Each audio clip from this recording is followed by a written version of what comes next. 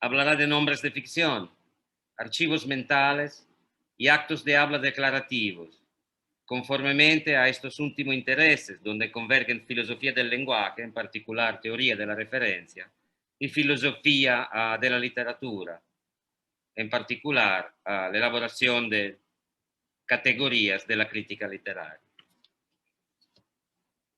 Muchas gracias, profesor Eleonora Orlando, y le paso inmediatamente la palabra. Okay. Bueno, muchas gracias, Lorenzo. Muchas gracias por la invitación. Así que, bueno, estoy muy contenta de poder participar. No pude participar mucho antes porque tengo una semana muy complicada y lo siento mucho por eso. Bueno, entonces voy a compartir un PowerPoint, si es posible. Sí, tiene la habilitación. Perfecto. Um,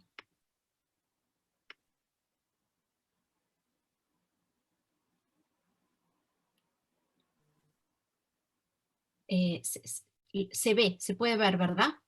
Se ve muy bien, gracias, Eleonora. Ok, perfecto. Bueno, entonces la charla es sobre los nombres de ficción y la semántica de los nombres de ficción en particular, ¿sí? La tesis principal que quiero defender es la tesis de que los nombres de ficción refieren a conceptos individuales, ¿sí? Los conceptos individuales pueden entenderse en términos de archivos mentales que almacenan información y desinformación descriptiva acerca de cierto particular. Es decir, la teoría de los archivos mentales es una teoría que se ha presentado para explicar los conceptos, ¿sí? Pero no es necesario adherir a esa teoría. Podría uno sostener cualquier otra teoría acerca de los conceptos, ¿sí? O sea, yo adhiero a esta teoría, entonces hago la presentación en términos de esta teoría, ¿sí?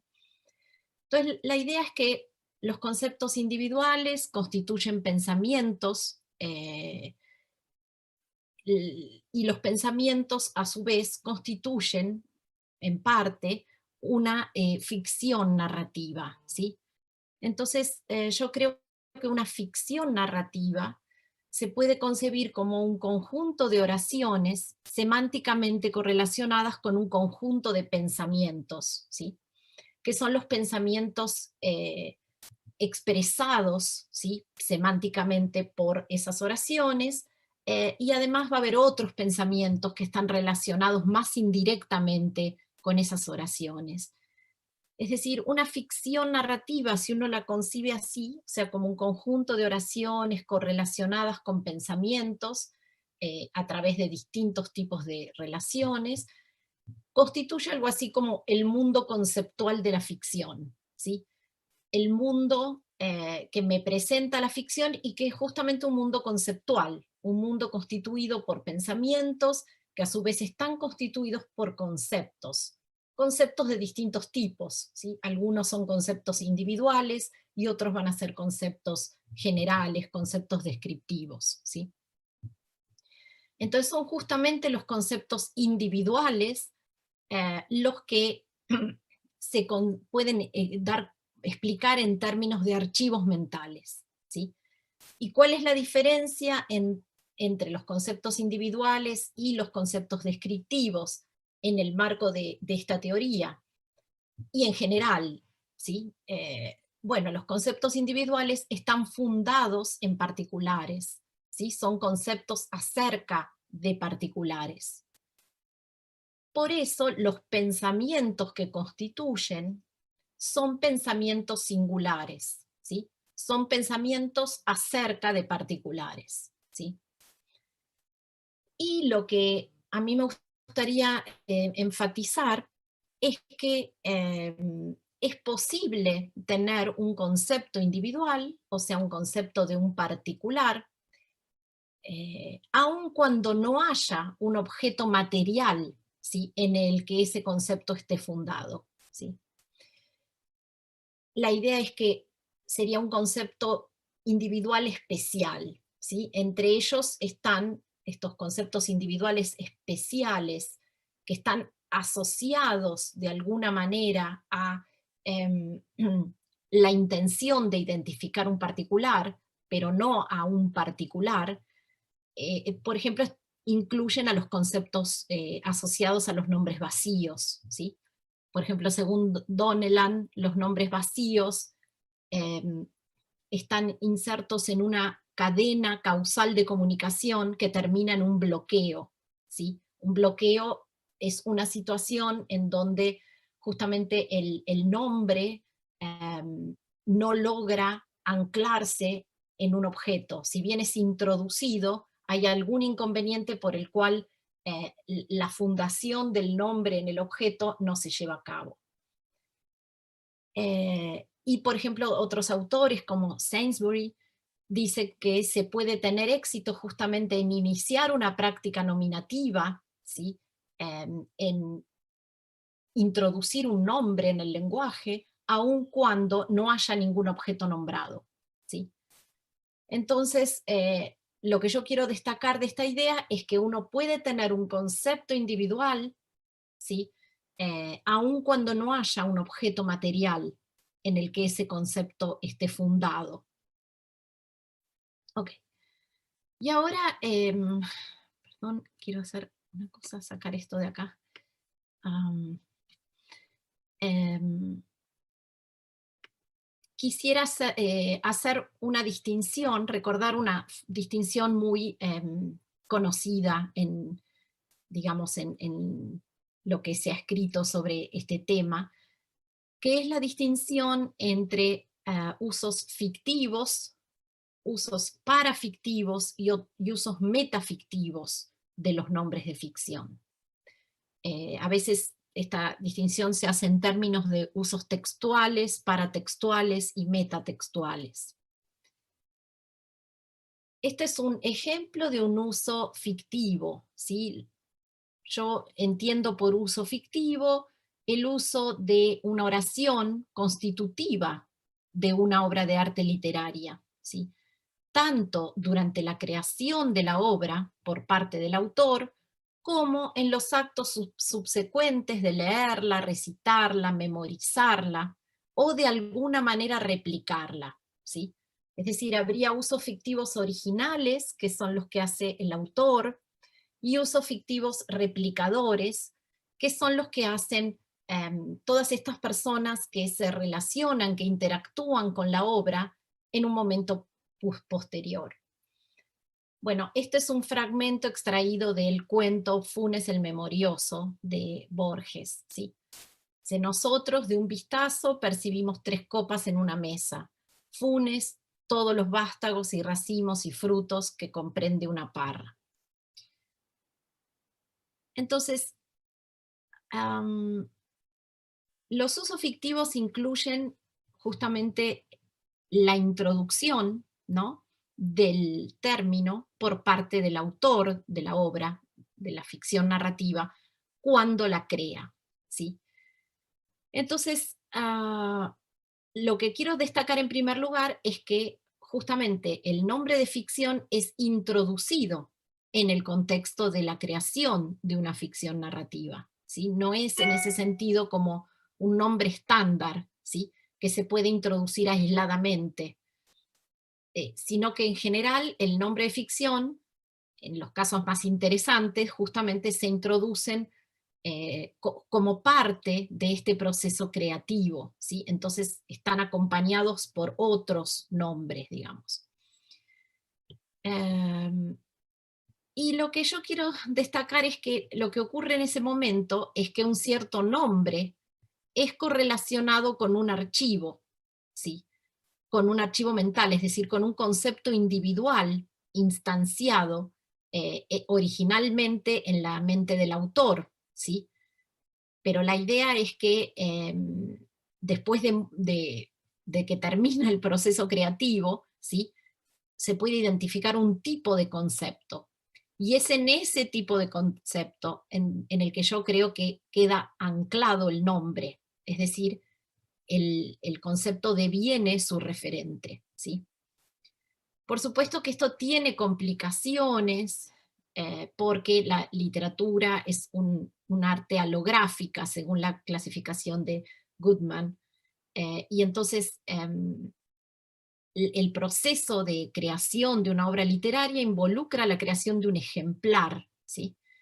Es decir, las artes alográficas son aquellas que pueden tener distintas instancias o ejemplares, y por eso dan lugar a la posibilidad de una copia, ¿sí? O una falsificación. Eh, entonces la idea es que en el momento de la creación de la obra, lo que tenemos es un primer conjunto de las oraciones caso que constituyen la obra, ¿sí? Son semánticamente relacionadas con los pensamientos del autor, ¿sí? Serían las primeras oraciones caso, las de ese ejemplar, ¿sí? Creado en este proceso inicial, las que se relacionan, digamos, con los pensamientos del autor. Y entonces la idea es que en este proceso la referencia del nombre de ficción quedaría fijada en el concepto individual. Bueno, estas son algunas cosas que venía recalcando antes, ¿no? El hecho de que la introducción de un nombre de ficción es parte del proceso complejo de creación de una narración.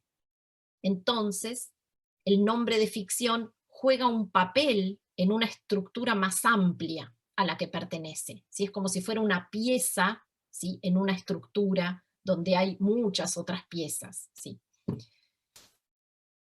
Y otra cosa que quería destacar es que el archivo incorpora, ¿no? Un archivo mental, habíamos dicho, es ese concepto individual que almacena conceptos descriptivos, ¿sí?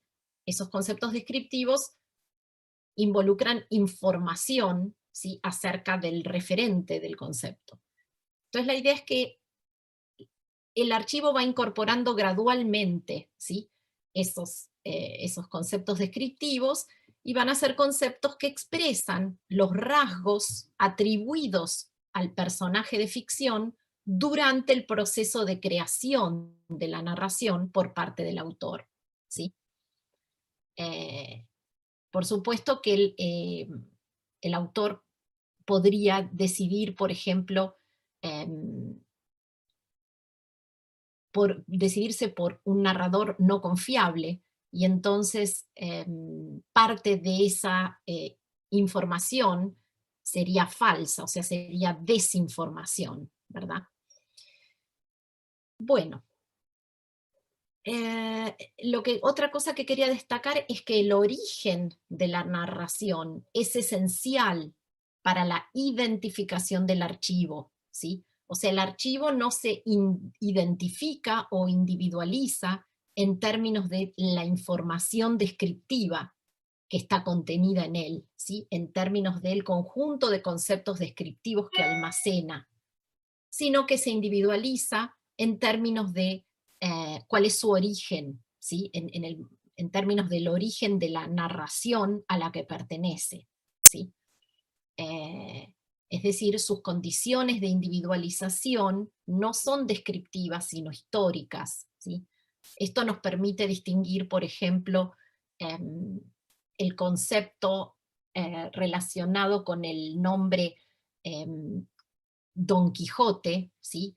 En la narración de Cervantes, del concepto relacionado con el nombre Don Quijote, por ejemplo, en la narración de Pierre Menard, ¿sí? Este personaje del cuento de Borges, ¿sí? Que decide escribir un Quijote exactamente idéntico al de Cervantes, pero en el siglo XX. Bien.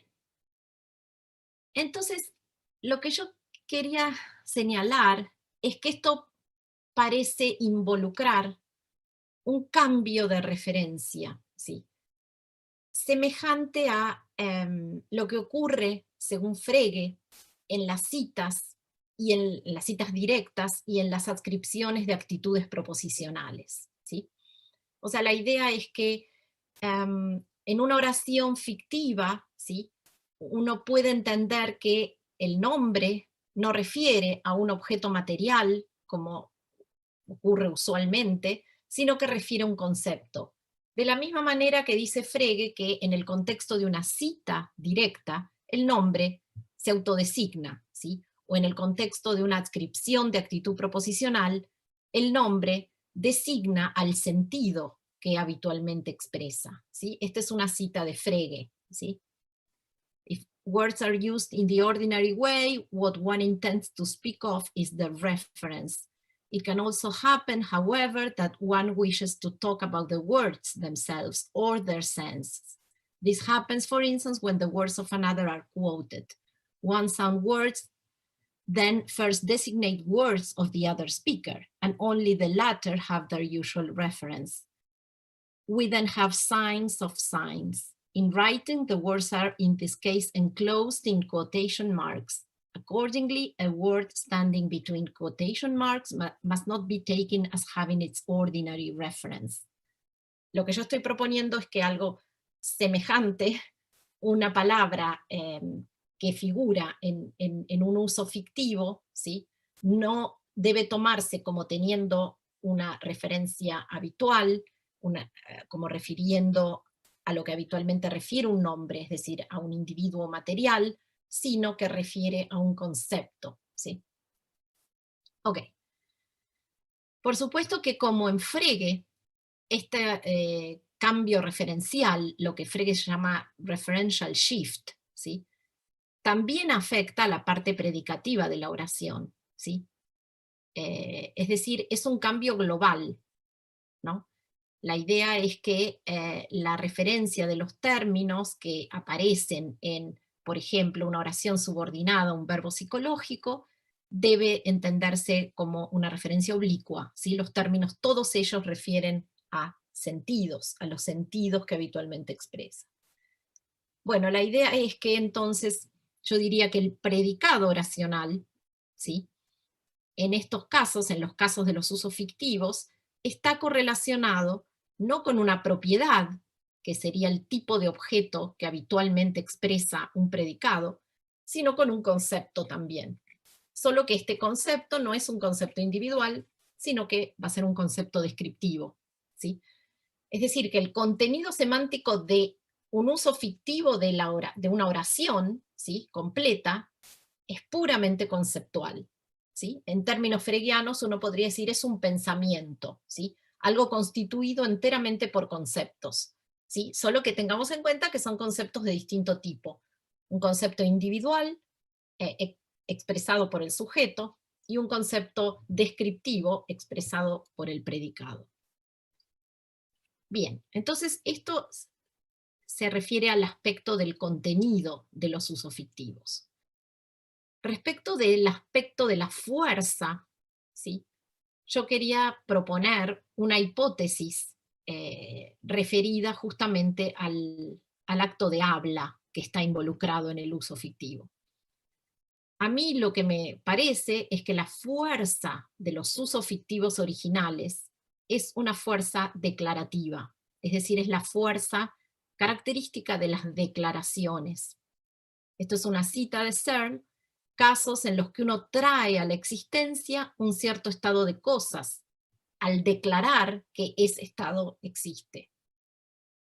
En este caso, lo que se trae a la existencia por medio de los usos fictivos es la ficción narrativa, o lo que llamé al principio el mundo conceptual de la ficción. En este caso, la fuerza ilocucionaria no se explicita a través de ninguna expresión determinada, ¿sí? Como lo que Searle llama los realizativos explícitos, ¿sí?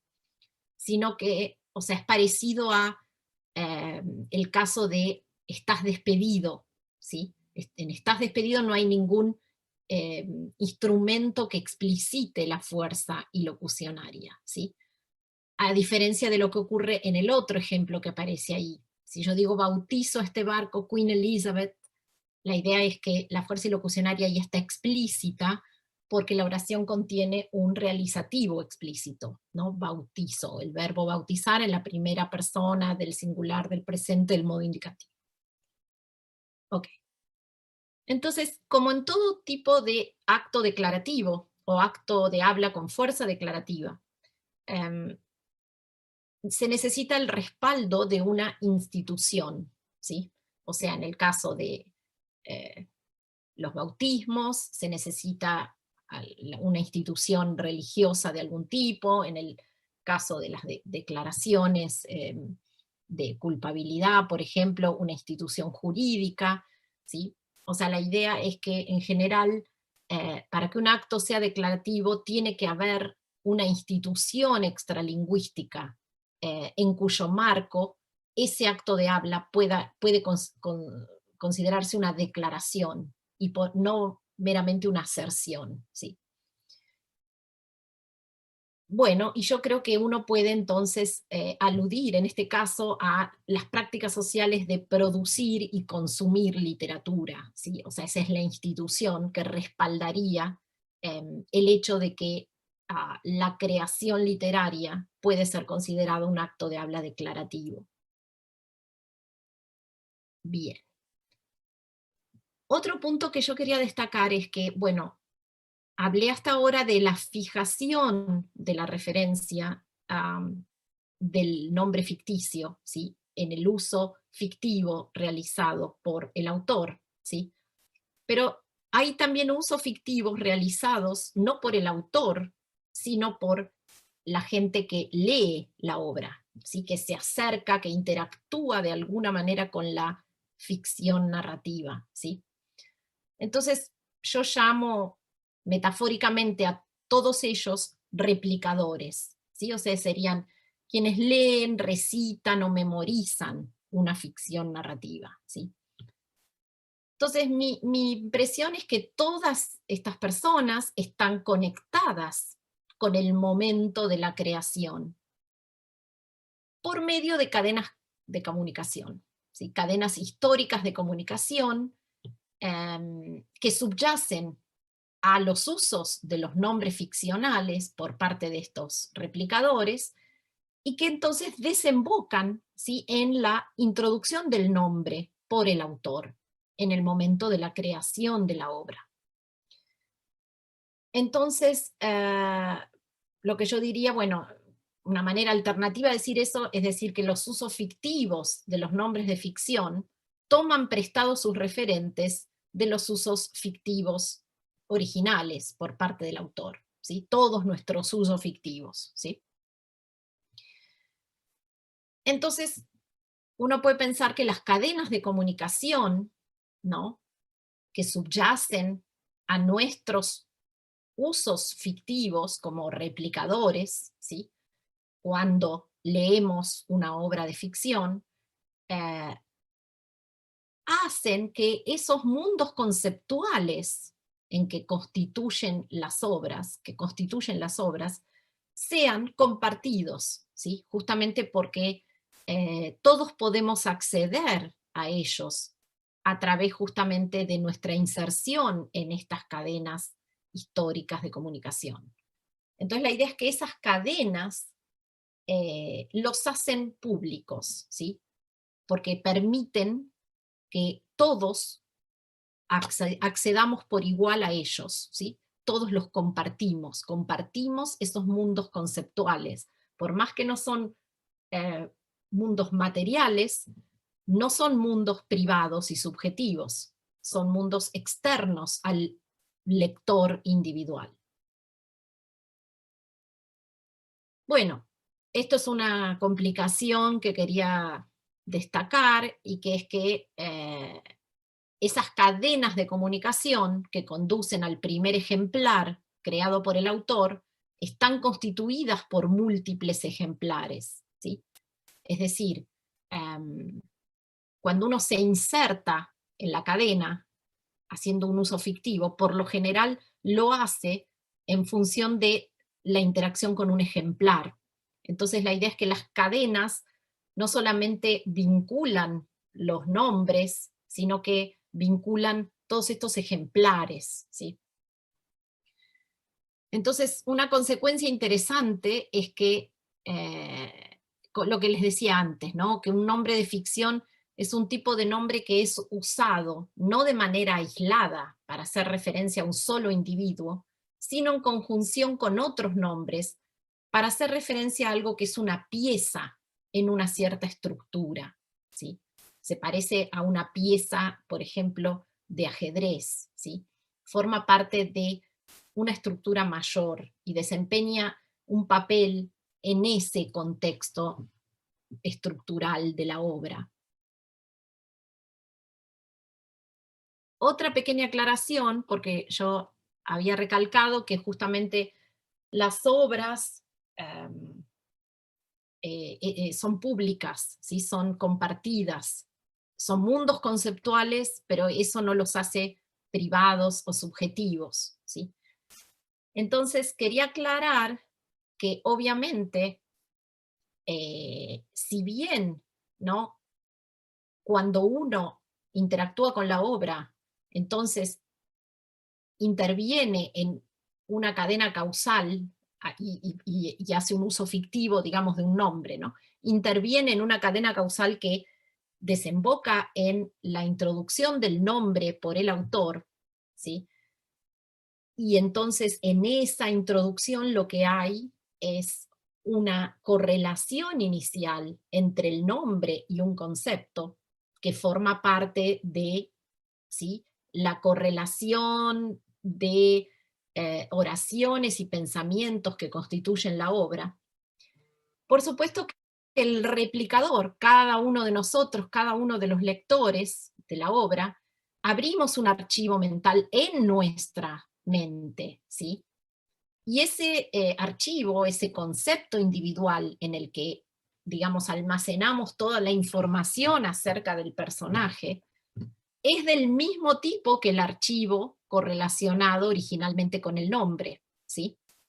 Pero es el tipo introducido durante el proceso de creación de la narración el que es el referente del nombre, ¿sí? No el caso particular que yo abro en mi mente de lectora, ¿sí? Entonces, el referente, insisto, no es una representación privada o subjetiva, ¿sí?, sino justamente una representación pública en la cual convergen distintas cadenas de comunicación. Bueno, entonces también podemos hablar de la fuerza ilocucionaria que tienen estos usos fictivos replicadores, es decir, los usos fictivos que hacemos los lectores o los que interactuamos con la obra de alguna manera. Y yo creo que también estos usos tienen fuerza declarativa. El replicador impone la narración, es decir, su acto está regimentado por ella. Entonces, el acto de habla del replicador es comparable a la aplicación de una ley por parte de un juez, ¿sí? El juez impone la ley, su acto está regimentado por ella, ¿sí? Es decir, mientras que sí, mientras que yo diría que el acto original del autor parece comparable al acto de la promulgación de la ley, de una ley por parte de un legislador, ¿sí? El acto del replicador parece comparable a, ¿sí?, la aplicación de una ley preexistente que él no creó por parte de un juez, ¿sí?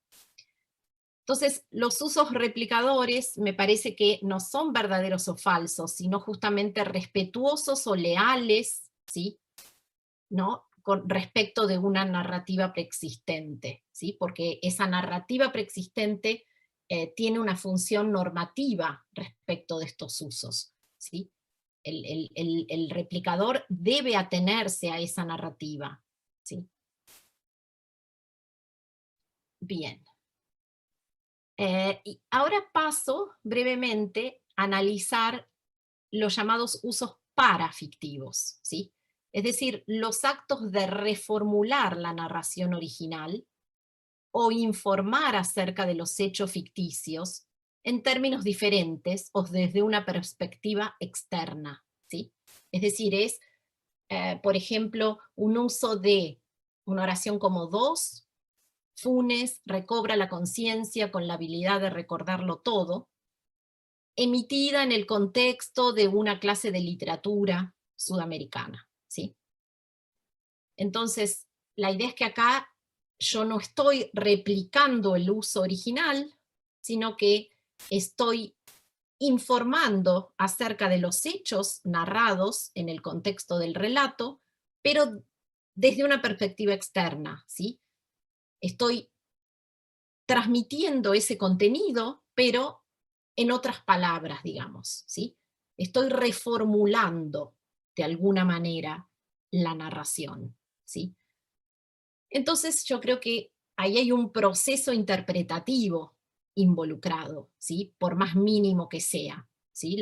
Uno tiene que comprender, ¿sí? El texto y ser capaz de informar acerca de los hechos narrados en palabras supuestamente equivalentes. Obviamente uno puede equivocarse, ¿sí? Y decir algo falso. Bueno, ahora vamos a ver qué pasa ahí, ¿sí? En cuanto al contenido, ¿sí? Yo creo que también acá hay un cambio referencial. La intención referencial del reformulador nuevamente se dirige al archivo, al concepto correspondiente, y no a un objeto material. Y el predicado también es un concepto descriptivo, ¿sí? Supuestamente fundado en un conjunto de conceptos originales. O sea, supuestamente yo lo que estoy haciendo es una reformulación de alguna oración contenida en el mundo conceptual de la obra, ¿sí? Entonces, si lo que constituye el contenido de mi uso es un concepto individual y un concepto descriptivo, entonces todo el contenido semántico de la oración es también puramente conceptual, es un pensamiento. Pero este pensamiento no es parte de la obra, no es parte del mundo conceptual de la ficción, como yo les decía al principio, sino que es algo así como una extensión interpretativa de ese mundo conceptual, ¿sí? Y también yo creo que tiene una fuerza ilocucionaria declarativa, ¿sí? Nuevamente, semejante no a la promulgación de una nueva ley por parte de un legislador, sino a la aplicación de una ley preexistente por parte de un juez, ¿sí? O sea, el uso reformulador es parecido al uso replicador, ¿sí? Solamente que en este caso se alude uno podría aludir en la metáfora a los casos en donde la ley no es aplicada directamente, sino que justamente requiere un proceso de interpretación por parte del juez, ¿sí? Entonces, uno podría decir que la fuerza ilocucionaria involucrada, ¿sí? Es mixta, ¿sí? Son declaraciones representativas, o sea, hay un aspecto representativo, ¿sí? Como yo les decía, bueno, uno puede equivocarse en la reformulación y decir algo falso respecto de los hechos que ocurren en el marco del relato, ¿sí? Entonces, hay un aspecto representativo, ¿sí? Entonces uno podría decir que esos usos son verdaderos o falsos, dependiendo de su acuerdo o desacuerdo con los hechos ficticios. Los hechos ficticios son los hechos narrados, ¿sí? En el marco del relato. Y por otro lado hay un elemento declarativo, ¿sí? Porque como destacaba antes, estos usos involucran la creación de algo, ¿sí? Como todo acto de habla declarativo. En este caso se trata de la creación de una extensión interpretativa de la narración, ¿sí? No se está creando la narración, porque eso es lo característico del uso fictivo original por parte del autor, pero se está creando una extensión interpretativa de esa narración. Entonces, esta es la comparación con lo que Searle llama representaciones declarativas o actos mixtos. Sí, perdón. Sí, declaraciones representativas. ¿Sí? Estos ejemplos son los de Searle. ¿Sí? Dice, both the judge and the umpire make factual claims. You are out, you are guilty. Such claims are clearly accessible in the dimension of word fit. Was he really tucked off base? Did he really commit the crime? They are accessible in the word-to-word dimension, but at the same time, both have the force of declarations. If the umpire calls you out and is upheld on appeal, then for baseball purposes, you are out, regardless of the facts in the case. And if the judge declares you guilty on appeal, then for legal purposes, you are guilty. ¿Sí? Entonces ese es el aspecto declarativo. Un aspecto representativo y un aspecto declarativo. Y yo creo que esto mismo se puede aplicar a los usos parafictivos. Y finalmente están los llamados usos metafictivos, ¿sí? Que son actos en los que se analiza críticamente una ficción narrativa, ¿sí? Son como, por ejemplo, el uso de tres, ¿no? Por un crítico literario, ¿no? Funes manifiesta la obsesión de Borges con el infinito. O sea, acá lo que ocurre es que se predica del personaje una característica que no está almacenada en el archivo mental correspondiente, ¿no? al nombre Funes, en el mundo conceptual de la ficción, ni en una extensión interpretativa de ese mundo, ¿sí? O sea, la oración no pertenece a ninguno de esos mundos conceptuales, ¿sí? Entonces, lo que yo creo que ocurre aquí es que el cambio referencial es parcial. O sea, por un lado, la intención referencial del hablante, que en este caso es un crítico, está dirigida al archivo mental, está dirigida a Funes, ¿sí? Al concepto individual introducido por el autor cuando creó la obra. Pero el predicado no está correlacionado con un concepto, sino con una propiedad literaria. En el ejemplo, la propiedad de vincular a Funes con los temas típicos de la literatura de Borges, ¿sí? Temas que rondan en torno al concepto de infinito, ¿sí? Aludido a través de distintas metáforas como el laberinto, las bibliotecas, el tiempo, etc. Y la fuerza, en cuanto a la fuerza, yo creo que los usos metafictivos tienen fuerza asertiva, ¿sí? O sea, un uso metafictivo de tres va a ser verdadero, sí, solo si la propiedad de manifestar la obsesión de Borges con el infinito puede ser atribuida al archivo Borges en el marco de una cierta crítica literaria, ¿sí? De una crítica informada por la teoría literaria. Como les decía, independientemente tanto del mundo conceptual del cuento de Funes el Memorioso, como de toda extensión interpretativa de ese mundo.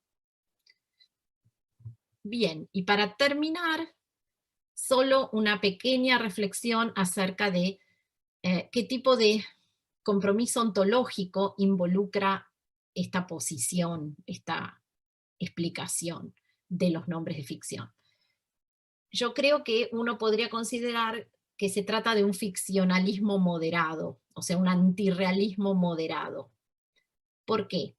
Porque no involucra un compromiso ontológico con entidades peculiares, sui generis, ¿sí? Con entidades abstractas que constituirían los personajes de ficción, entidades abstractas o entidades neomainonguianas, ¿sí? O entidades meramente posibles, ¿sí?